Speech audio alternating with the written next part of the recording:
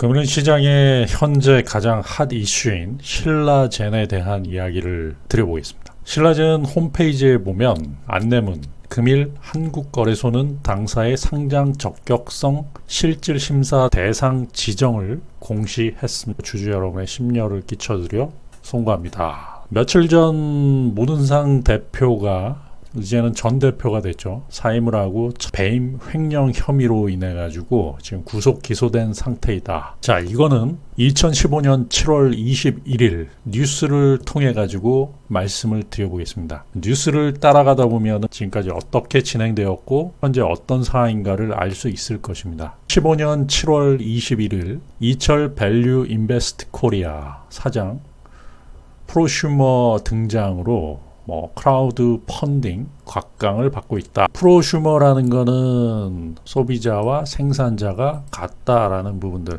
크라우드 펀딩. 그러니까 하나의 목적을 가지고 거기에 대해서 돈을 끌어모으는 부분들이죠. 거기에 투자하겠다라고 해가지고. 그래서 과거에 서태지 콘서트 돈을 끌어모아가지고 투자를 하고 크라우드 펀딩이 빛을 보는 이유는 소비자들이 프로슈머, 생산과 소비를 겸하는 생산 소비자로 바뀌었기 때문이다. 신개념을 막 이야기를 해요. 밸류 인베스트먼트 코리아가 투자한 대표적 기업은 항암치료제 개발업체인 신라젠이다. 신라젠의 최대 주주가 되었다. 고객은 10만 명이다. 자, 밸류 인베스트먼트 4천억 불법 모집의 의혹이 있다. 2015년 9월 18일 뉴스고요. 크라우드 펀딩 선도 기업으로 홍보해서 수만 명의 투자금을 유치했다. 라고 해서 검찰이 본격 수사에 나섰다. 어떤 식으로 되어 있냐면 얘네들 영업사원이 있는데 전일 그것이 알고 싶다.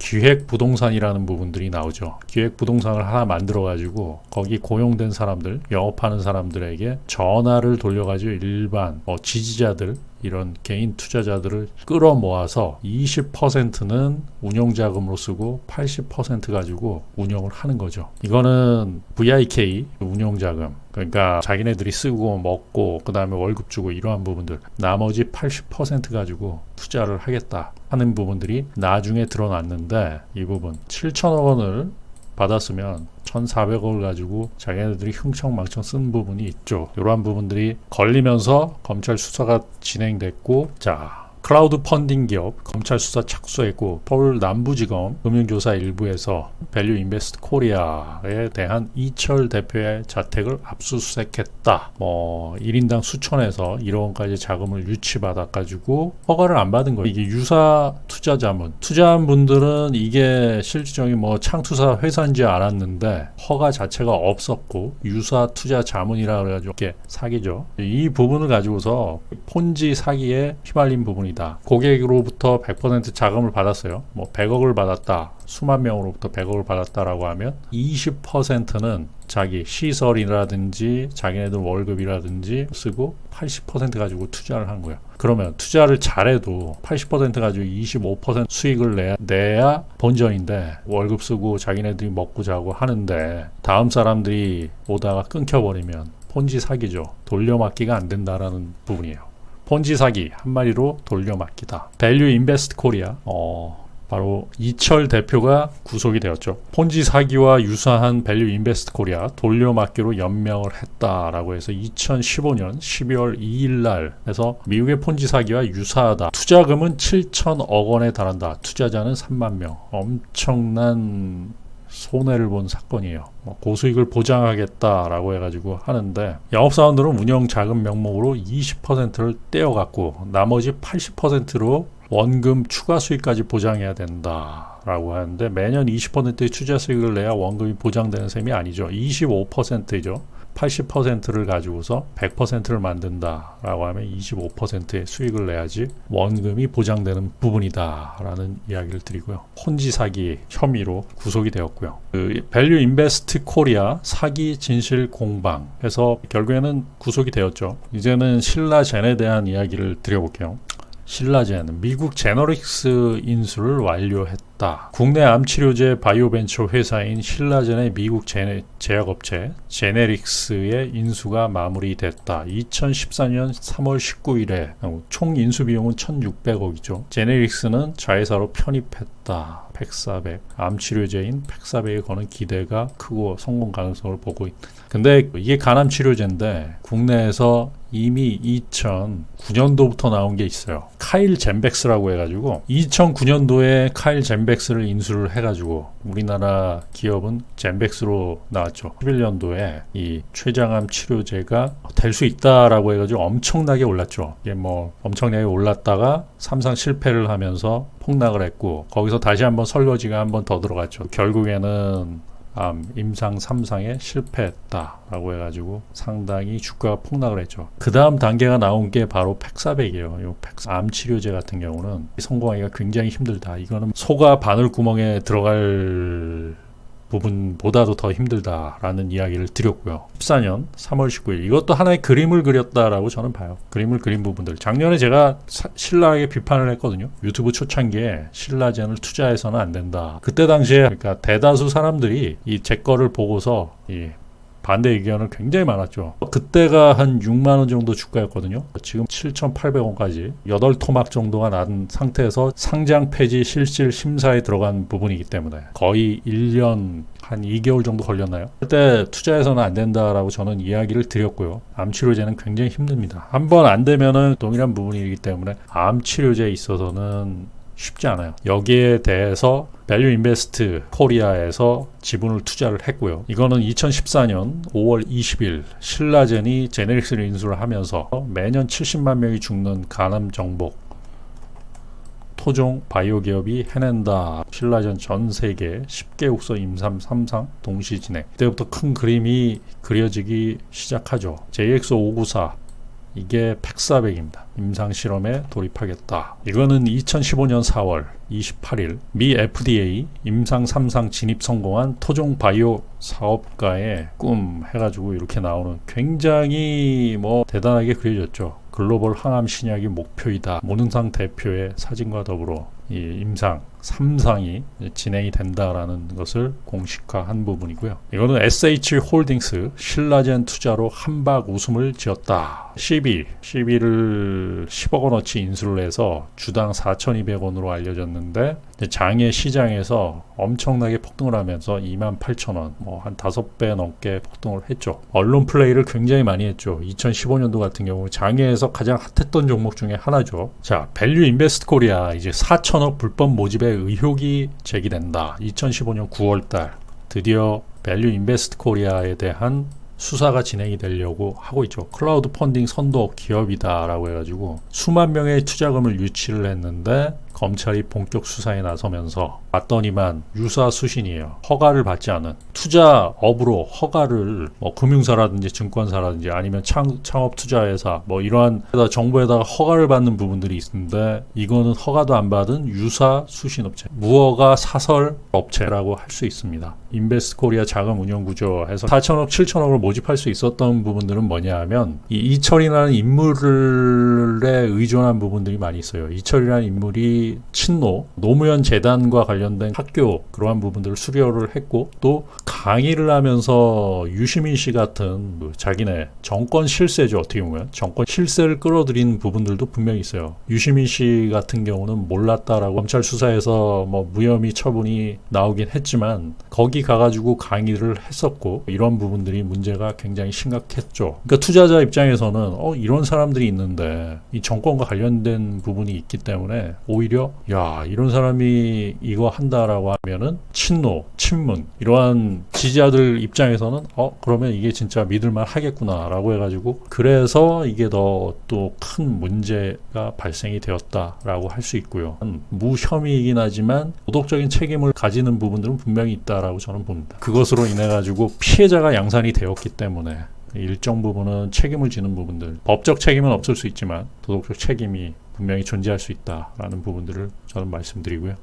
지금 이철 대표는 구속이 되었죠. 시총 1조 신라젠 코스닥 입성 이게 2016년 11월 24일 장외시장 시총 1조에 달하는 항암 바이러스 기반 바이오 벤처 기업 신라젠이 코스닥 시장에 상장한다. 2020년에 상용화, 지금이 2020년이죠. 상용화 되었습니까? 상장 폐지 실질 심사가 지금 진행이 되고 있다. 결국에는 코스닥 상장이 되었죠. 첫날은 공모가를 밑돌았다. 그리고 2018년 1월 5일 대주주 지분 매각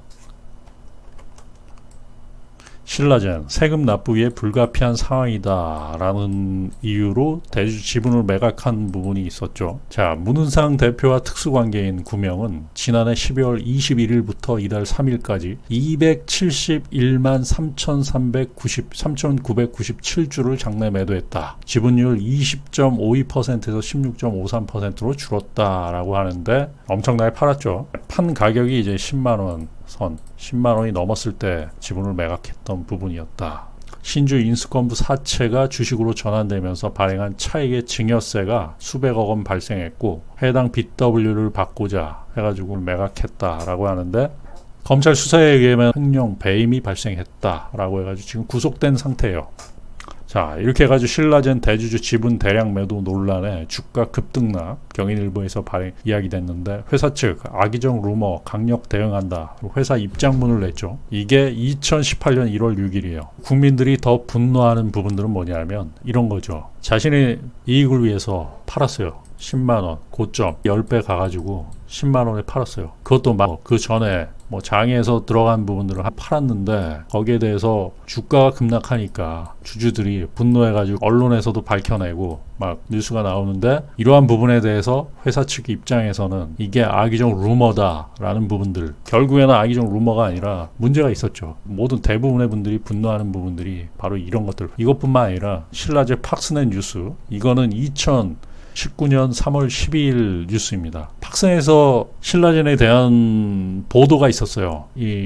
지금 팩사백이 거의 쉽지 않다. 여기 보시면은 팍스넷 뉴스에 꿈의 항암제 팩사백, 임상 진행 교수도 기대 안 한다. 이게 사실 무근이다 라고 하면서 신라젠은 법무팀에서 검토가 들어가 있다라고 하면서 그거는 오직 외부의 독립적인 데이터 모니터링 위원회만 갖고 있음을 분명히 밝힌다. 반박은 굉장히 많이 했어요. 신라젠에서 반박하고 법무팀에서 뭐 어쩌고 제어를 걸고 뭐 고소를 하느니 마느니 계속 이러한 부분들이 나왔죠. 신라젠 DMC에서 팩사백 글로벌 임상 3상을 중단을 권고했다. 2019년 8월 2일 3월 달에 팍스넷에서 그런 부분에 대한 문제를 제기를 했죠. 그런데 아니다라고 했는데 결국에는 8월 임상 3상 무용성 평가 관련 미팅을 진행한 결과 임상 시험 중단을 권고받았다. 독립적인 데이터 모니터링 위원회 DMC에서 임상 3상 중단 권고를 받았다. 이제 끝났죠. 팩사백에 대한 부분들이 끝났고 2019년 8월 2일로 완전히 종료됐다. 2020년 4월 17일 신라젠 전직 임원 2명이 구속이 됩니다. 미공개 정보 이용 주식거래 혐의. 그 다음에 신라젠 대표이사 문은상 씨 구속이 됐죠. 자, 1918억 부당이득 신라젠 문은상 대표 전격 사퇴한다 라고 하는데 6월 11일이죠. 한국거래소에 보고했다. 왜? 지분을 페이퍼 컴퍼니를 이용해 회사 지분을 부당하게 취득한 혐의로 구속 기소된 문은상 신라젠 대표이사가 전격 사퇴했다라고 해가지고 문은상 대표이사 2명의 임원이 지금 구속된 상태이고요. 그리고 1918억의 부당 이득을 취했다 기소된 지금 현재 상태입니다. 이렇게 해서 문은상 신라젠 대표이사가 전격 사퇴를 해요. 6월 11일 한국거래소에 이 같은 사실을 보고를 했고요. 그 당시 신주 인수권부 사채 BW를 350억어치 매입을 하면서 그래서 횡령과 배임 형의로 이를 통해 가지고 1,000억 원대의 시세 차익을 거두었고요. 2017년 12월 장내 매도에 1,000억 원대의 시세 차익을 거뒀고 9년 8월 전까지 10여 차례 주식을 판 것으로 조사되었다. 검찰이 보는 관점에서는 2018년 장내 매도, 2017년 말의 장내 매도와 2019년도까지의 매도가 전부 횡령과 배임, 미공개 정보를 이용한 횡령 배임에 관련이 되었다라는 것으로 이야기를 했고요. 결국에는 신라젠은 지금 상장 폐지 실질 심사를 앞두고 있다라는 말씀을 드립니다. 이것까지가 지금까지 사실이고요. 과거에 제가 작년 4월에 이야기 드렸을 때는 그때 당시에 주가가 한 6만원, 5만원대 뭐 그랬을 때라고 보는데 그때 당시에 많은 비판과 비난을 받았죠. 주주들로부터 말도 안 된다. 뭐 반타작이 난 상황에서 고점 대비해서는 3분의 1 토막이 났죠. 15만원 고점 대비해서. 그런데 거래량이 많이 터졌을 때 대비해서는 반 토막 정도 난 상황 속에서 저는 아직도 신라젠은 비싸다. 그것은 왜 그러냐. 그 안에는 카일 젠백스의 과거 임상 3상 카일 젠백스가 걸어온 길이 있었고요. 그만큼 췌장암 치료제, 간암 치료제 이게 굉장히 어렵다라는 것이고요. 그리고 미국의 제네릭스사를 인수할 때 그걸 뭐 1600억에 인수를 했다라고 하지만 만약 제네릭스사가 팩사백이라는 부분들, 팩사백이 가능성이 있다라고 하면은 1600억에 인수를 할 수가 없었을 거라고 저는 봐요. 이 부분은 쉽지 않은 부분들. 자, 애플의 스티브 잡스가 췌장암에 걸려서 돌아가셨죠. 근데 그분이 돈이 없어서 췌장암을 못 고치고 돌아가셨습니까? 수조 원에 또한 수십조 원을 투자할 수 있는 부분들이었지만 기술이 없었기 때문에 그렇게 된 부분이고요. 이거는 인간의 본능, 인간 국내의 특례 상장이라는 제도와 시스템과 그리고 언론을 이용한 엄청난 사기 드라마였다라는 부분들을 저는 이야기 드리고 싶고요. 본인은 그때 당시 2018년도 1월에 본인은 세금을 내기 위해서 주식을 팔았다. 웃기는 거예요. 말도 안 되는 이야기들 하면서 결국에는 검찰 수사로 이어지면서 이것이 엄청난 지금 사회 문제가 되고 있고 그 피해자들이 상당하거든요. 뭐 VIK, 밸류 인베스트 코리아의 피해자만 해도 3만 명이 넘어가고 그러한 분들이 또 있고요. 그리고 지금 주식 시장에서 이 신라젠으로 피눈물 흘리는 분들 지금 또 신라젠 주가가 7,800원대인가요? 거기서 상장 폐지 실질 심사를 받고 있는 상황 속에서도 상당히 많은 주주분들이 피해를 받고 있죠. 이런 거는 우리나라가 발본색원에서는 사회에 발붙이지 못할 정도의 이런 큰 징벌을 내려야 된다라는 이야기를 드립니다. 그것만이 앞으로 이런 제2의 신라젠 사태가 나오지 않게끔 하는 유일한 방법이다라는 말씀을 드립니다. 성우 투자하십시오.